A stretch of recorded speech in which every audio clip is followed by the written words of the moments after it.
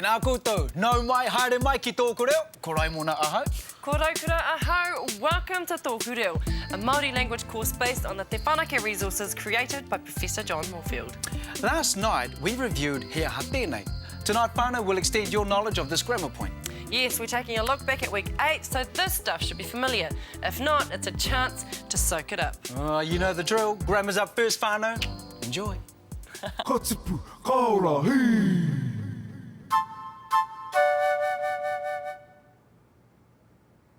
In the last episode, we learnt that when asking someone, what's that, we should use Hea ha tēnā. Take a look. Hea ha tēnā. What's that?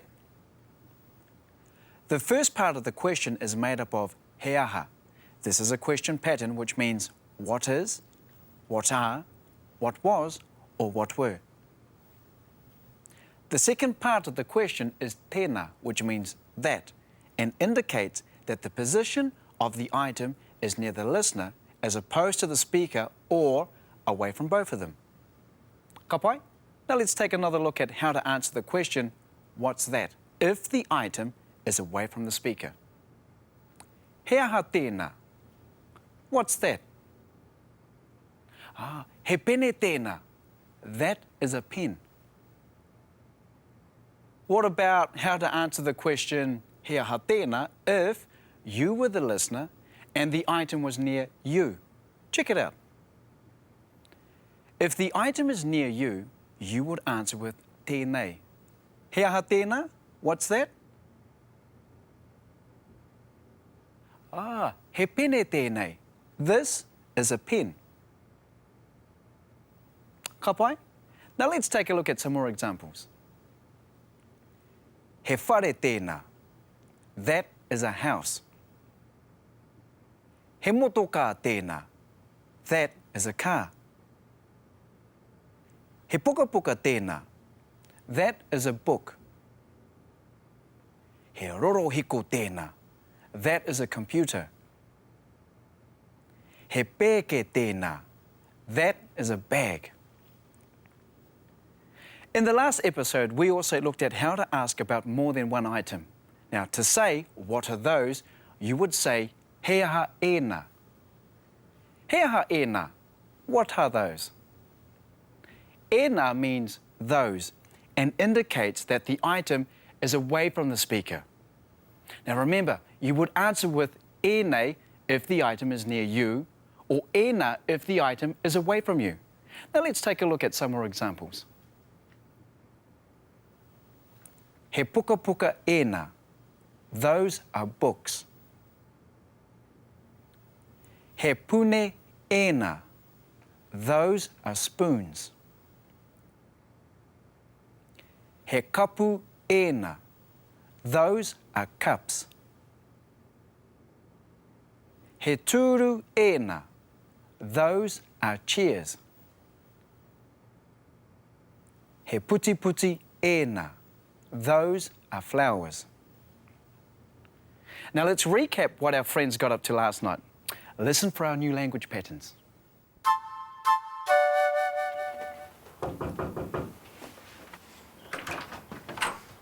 Kia ora e kari. Kia ora e hoa. E pewhi ana koe. Kei te ora. Come in.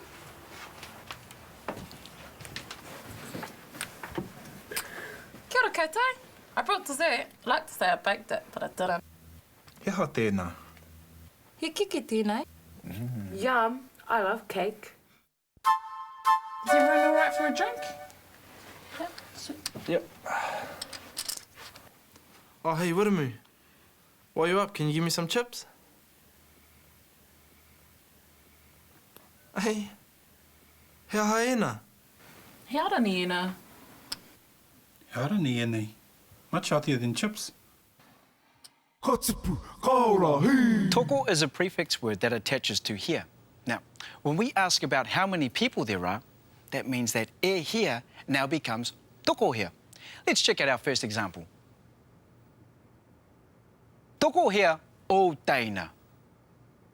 How many younger siblings do you have? The main rule to remember when using toko here is that it's only used when referring to people.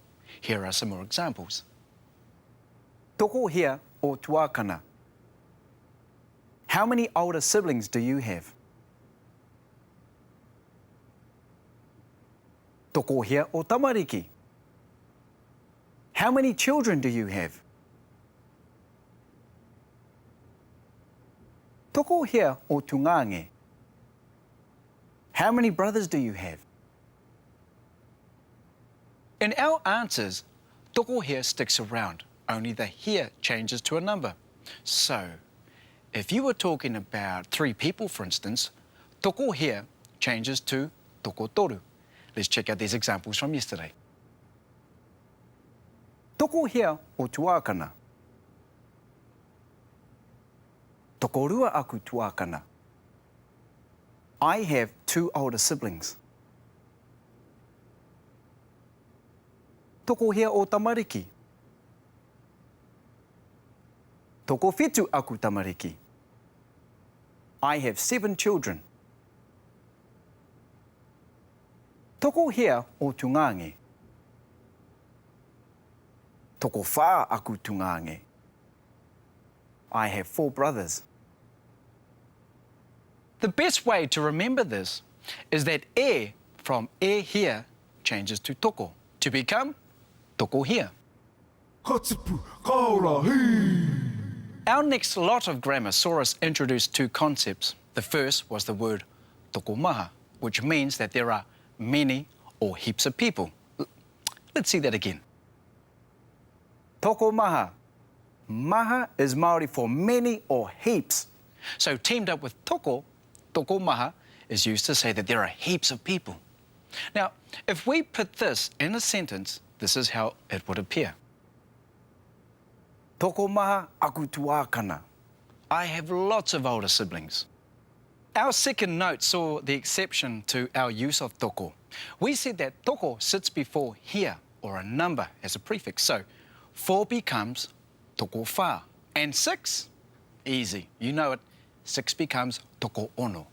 The exception is that toko is only a prefix for the numbers 2 through to 9. So in every other number, toko is not used. Let's check out some examples, just so that you can see the difference. Toko whetū aku taina. I have 7 younger siblings. Ko tahi taku tuakana. I have 1 older sibling. Toko toru aku tuakana. I have 3 older siblings. TŌKU aku hoa. I have 10 mates. Now that we've seen our examples from yesterday, let's get some more time with our footage, just so we can see our grammar used in context. Whānau, pay attention because we'll be playing both our role-play footage back to back, and of course, there will be exercises later. Jade, e hea o kāri? E toru aku kāri. Oh, Rhea, you're supposed to have 2. Red deal. Sorry, that was my fault. Oh, I had a good hand too. So, Raimona, I hear you're going on a trip soon. Aye, with my big brother. Cool. Toko hea o tuakana? Toko rua aku tuakana.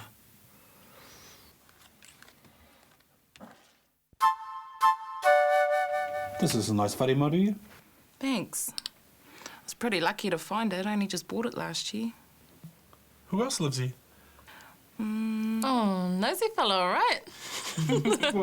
That's okay. These are my best friend and one of my sisters. Oh, toko hea o taina? No, he's nosy. Ko tahi taku taina, ko tahi taku tuakana.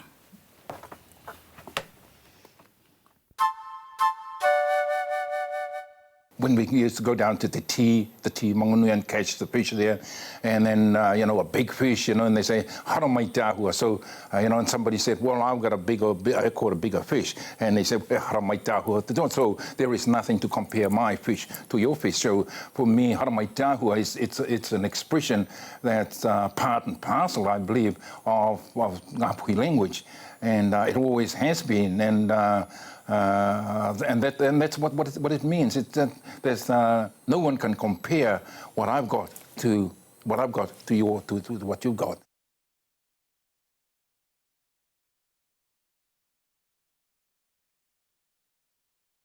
To reinforce what you're learning on Tōku Reo at home, visit our website at www.tokureo.maori.nz. On the homepage, you'll find a link to episodes. Find the episode you'd like to swat up on and click it. Here you'll find a summary of what's in that episode as well as a list of interactive exercises down the right-hand side. Here's an example. Back at the homepage, you'll also find links to the other Te Whanaku resources, more exercises, a forum for Tōku Reo viewers, and a free online Māori dictionary. Have fun, kia ū!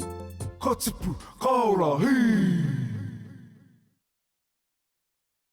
Ka tipu, ka ora, hei!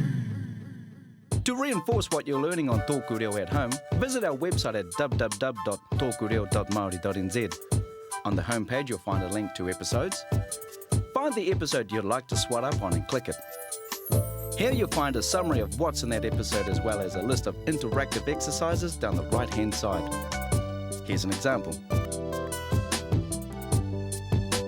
Back at the homepage, you'll also find links to the other Te Whanaku resources, more exercises, a forum for Tōku Reo viewers, and a free online Māori dictionary. Have fun, kia ū! Ka tipu, ka ora, hei!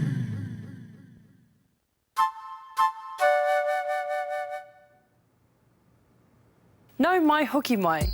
In the last episode, we covered our top 10 Māori words. This time we're going to review them and add in some practice activities. So let's run through yesterday's words to refresh your memory.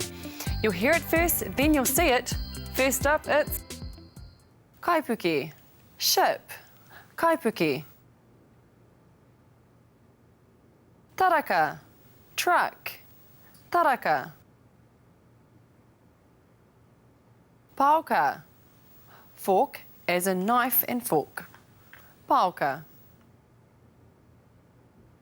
Pireti, plate, pireti. Reo irirangi, radio. Reo irirangi. Rorohiko, computer. Rorohiko. Ipurangi, internet. Ipurangi. Imera, email. Imera. Te reina, train. Te reina. Puti, boat. Puti.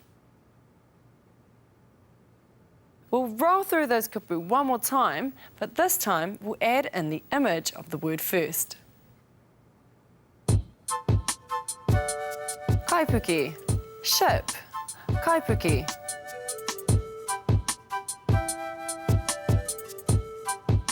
Taraka, truck. Taraka.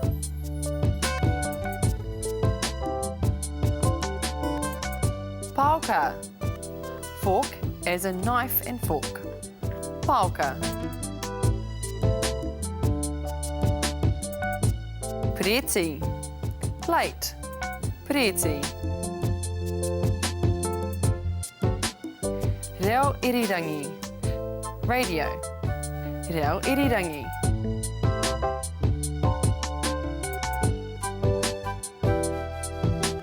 Rorohiko, computer.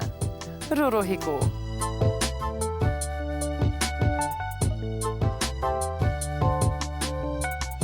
Ipurangi, internet. Ipurangi.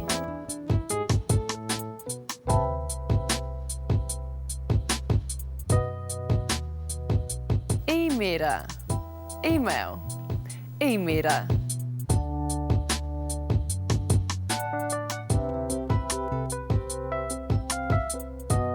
Te reina, train. Te reina.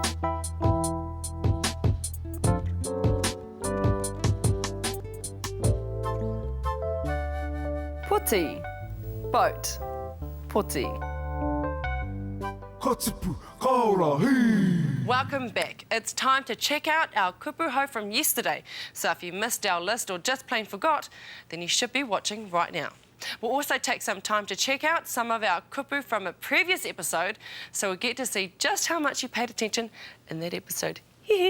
Anyway, here's our first lot of kupu. As always, just focusing on the pronunciation first. Mua. Front or before. Paihikara. Bicycle. Naihi. Knife. Bawaka whakata. Television. Tapu tapu. Gear, equipment or goods. Pikitia. Picture, film. Pikitia. Muri. Rear, behind or after. Muri. Waka. Canoe or vehicle. Waka. Ipu. Bowl.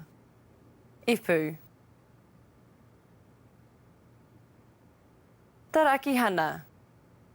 Tractor. Tarakihana.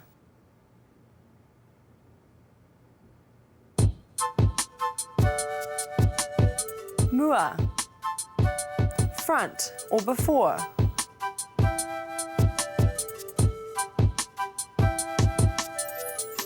Paihikara.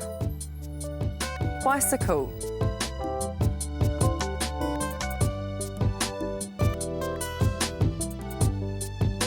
Naihi. Knife.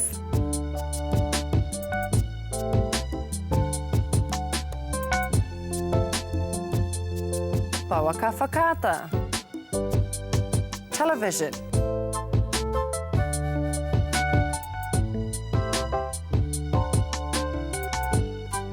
Tapu tapu. Gear, equipment or goods.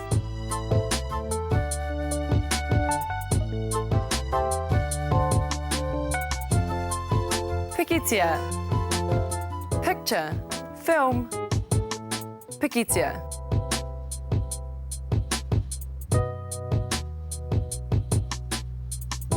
Muri. Rear, behind or after. Muri.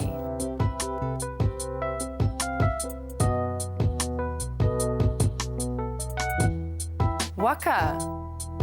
Canoe or vehicle. Waka.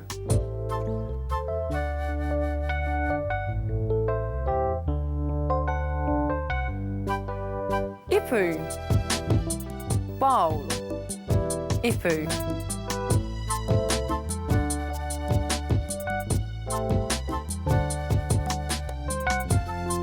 Tarakihana. Tractor. Tarakihana.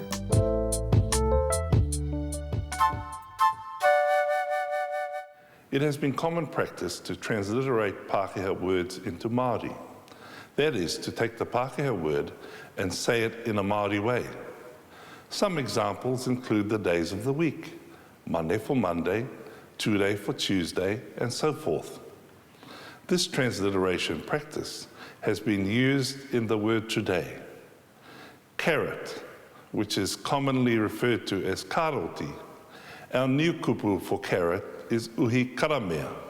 Uhi means root and karamea is red ochre.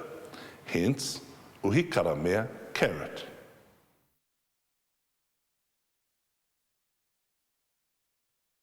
Ka tipu, ka ora, hei! Ka tipu, ka ora, hei! To access the podcast, go to www.tokureo.maori.nz and click on episodes.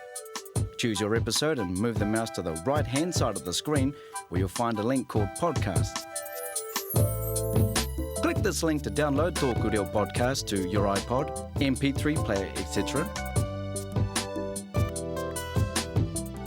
With video, audio and exercises, you can brush up on your Te Reo Māori skills anywhere, anytime, 24/7.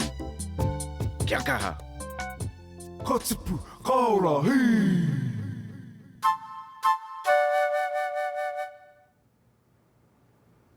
Now let's get into it with our 100% Te Reo Māori conversation. Your challenge is to listen out for our top 10 words. Remember not to worry too much about everything else that is being said. We'll run the clip twice. The first time through, see how many words you can pick up on your own. Ready? Here we go. I roto i aku nei mahi pikitia nei, kanu te tene o aku haere, ka mutu ko ngā ahua, ngā tuahu haere katoa, haere marunga wakarerangi, marunga traina rai ne taiwa, marunga kaipuke, ara poti, ngā whenua pōhara nei, taima marunga traka kau haere, ka mutu ko te tuahu haere laua kiau, ko te haere marunga traina. Hako toto he mana ko hopai ke pua no te wakarerangi, hora atu no te tai atu.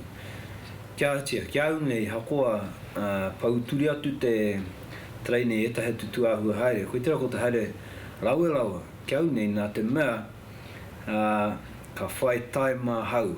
Te roa atu o te haere, ka whai taima hau ki te mahi, ki te haka oti aku mahi. Reira, ina haere marunga traina, ka haere ki te whare kai, raputuru ai, ka mutu he preti kei te tahi tā, he pauka me te naihi kei te tahi tā, he rorohiko kei Waiganui. Pena horakau he rorohiko, horakau he iporangi, horakau he imera, e hama, ko mate taku au katoa. Ka mutu, korau e moke ina haere pēra hau nā te mea ngā reo irirangi Māori katoa te kainga nei, ke runga katoa i tipurangi. Ka tae hau, te akorongo mai, ki ngā kōrero o te wā kainga. Ka tipu, ka ora, hei! Now take another look at the footage, but this time you can see how well you did because as each of our top 10 words is used, we'll put the word up on the screen. Let's do it.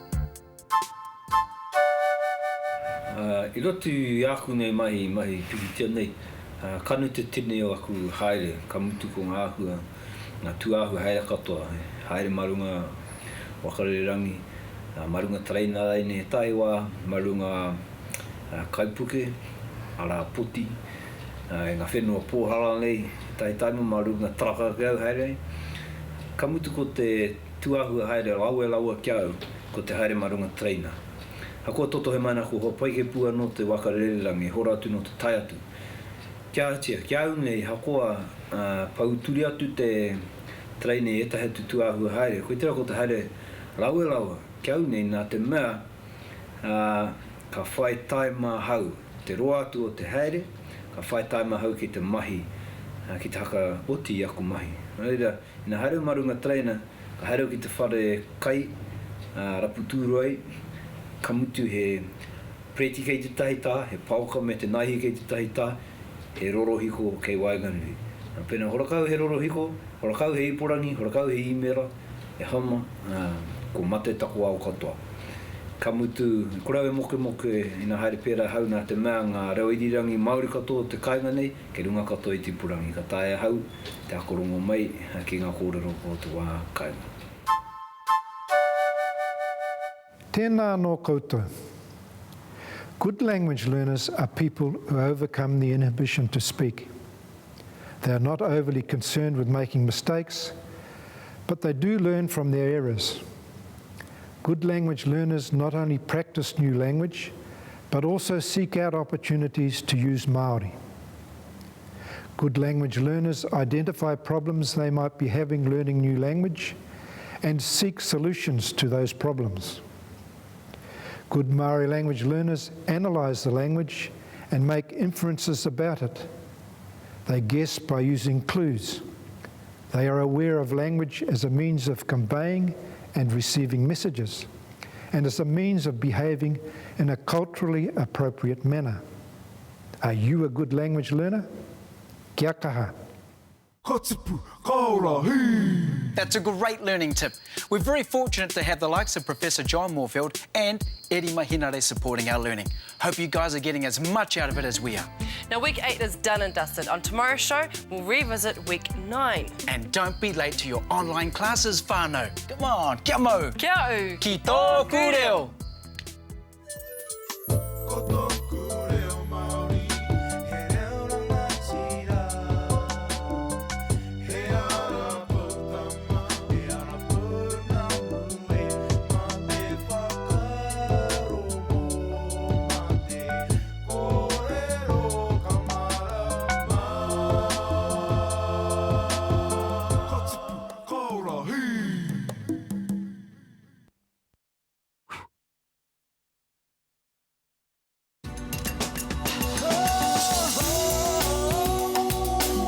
He mea tau toko na te manga.